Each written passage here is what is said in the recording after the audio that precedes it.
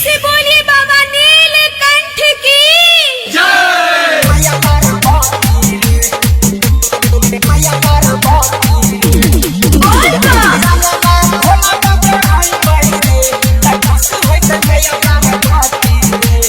Ganga recording studio Khataha गोछारी। छोड़ सारा काम धंधा भाड़े सब निकाले चंदा आए गेले सावन के दिन। रतिया में सुतल रहियो भोला हमरा दर्शन दिल को अखिया में आवे नहीं छोनी।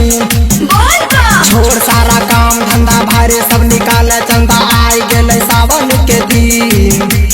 रतिया में सुतल रहियो भोला हमरा दर्शन दिल को आवे नहीं छो अखिया में नींद। की जलवा भोला पर चढ़ाई रे त खुश होते मैया पार्वती रे।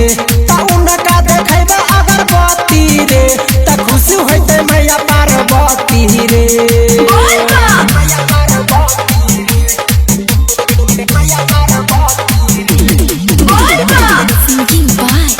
दीपक दिलवाला गंगा रिकॉर्डिंग स्टूडियो खटाहा गोछारी।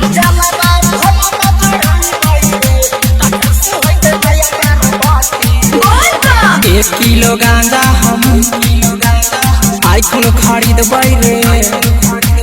साधे कांवरिया पी के नाचला जइबै रे। 1 किलो गांजा हम आई खुल खरीदबै रे। साधे कांवरिया पी के नाचला जइबै रे। की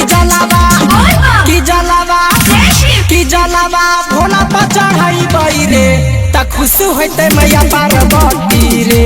त उनका देखेबे अगरबत्ती रे त खुश होते मैया पार्वती रे।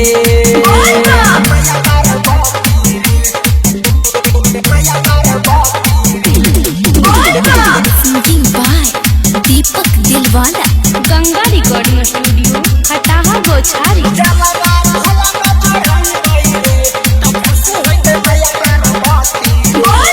दिलवाला दीपक के गाना बजेबै रे।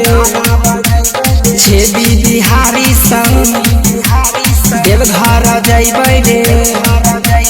दिलवाला दीपक के गाना बजेबै रे। छेदी बिहारी संग देवघर जइबै रे। की जलवा भोला पर चढ़ाई रे त खुश होते मैया पार्वती रे। त उनका देखेबे अगरबत्ती रे त खुश